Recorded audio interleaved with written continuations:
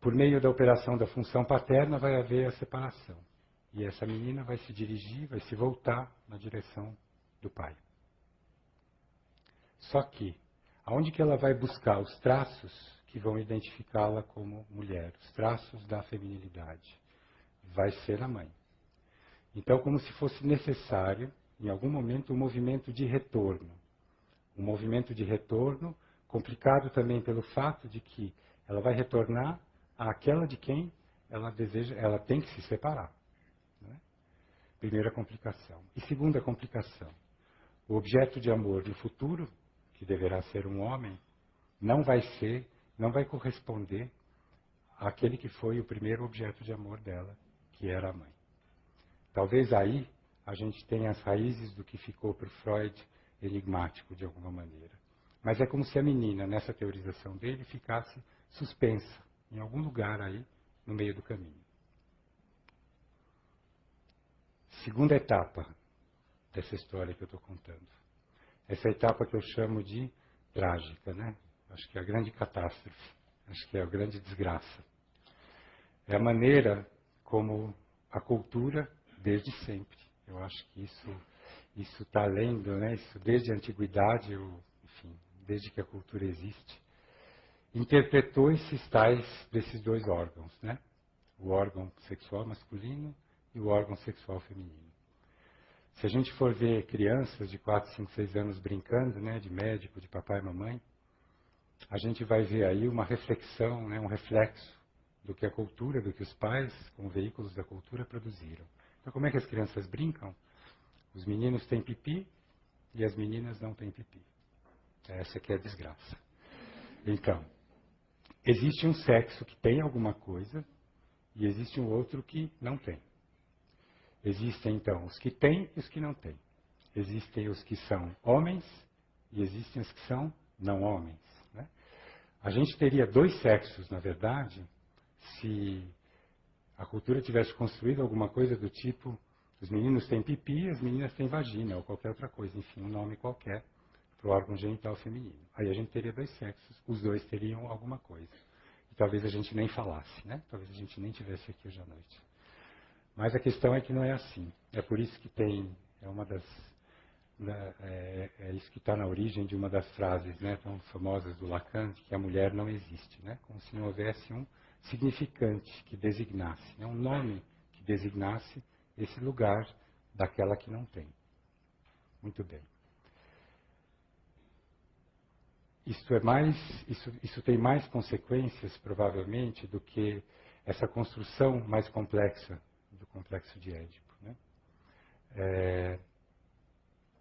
Isso é diferente da feminilidade. Isso não é uma construção que depende do tempo, do lugar geográfico.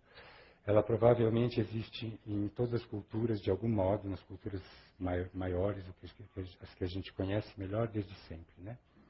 Aristóteles já falava nas mulheres como monstros. Existem muitos textos medievais que colocam as mulheres como seres inferiores, com os órgãos genitais menores ou invertidos. Né? A caça às bruxas, né, durante tanto tempo, pela Inquisição e mesmo em outros lugares, também tem uma relação com isso. Foi só na metade do século XIX que se descobriu a função do óvulo. Então, até então se acreditava que o bebê estava todo contido em miniatura só no sêmen, né, só no esperma masculino. Até o começo, na primeira metade do século XX, em alguns lugares nos Estados Unidos, ainda se propunha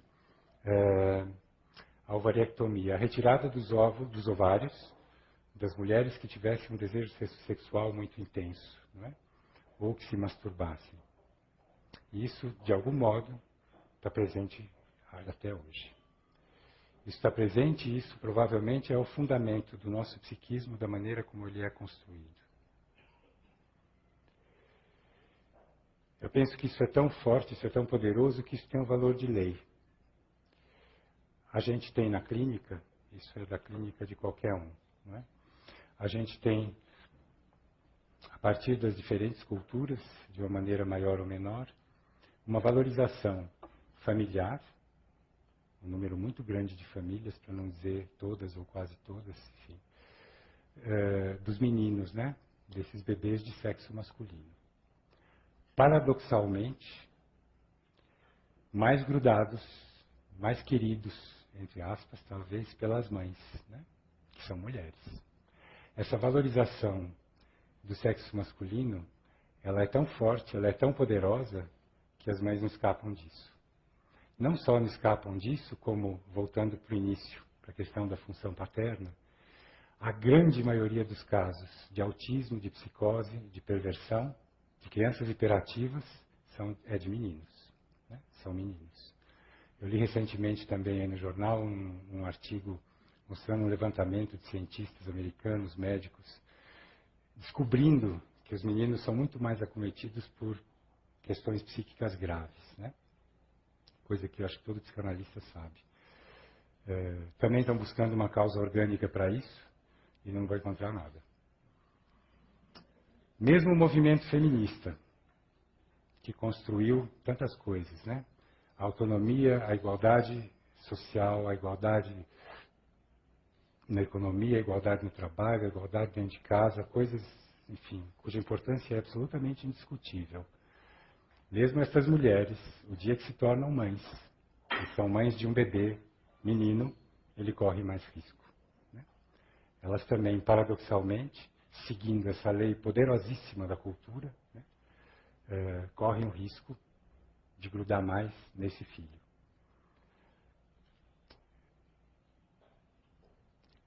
E o simples recalque, né, a simples negação dessa diferença, a diferença a gente pode dizer até que não existe, mas culturalmente existe. Então, a negação ou recalque dessa diferença, que é uma das coisas que faz parte do movimento feminista, vai tornar a repetição, ou seja, recalcar, esquecer, fingir que não existe, não falar de alguma coisa, é prato cheio para repetição de qualquer estrutura. Falar um pouquinho sobre a construção, então, do feminino, construção da feminilidade.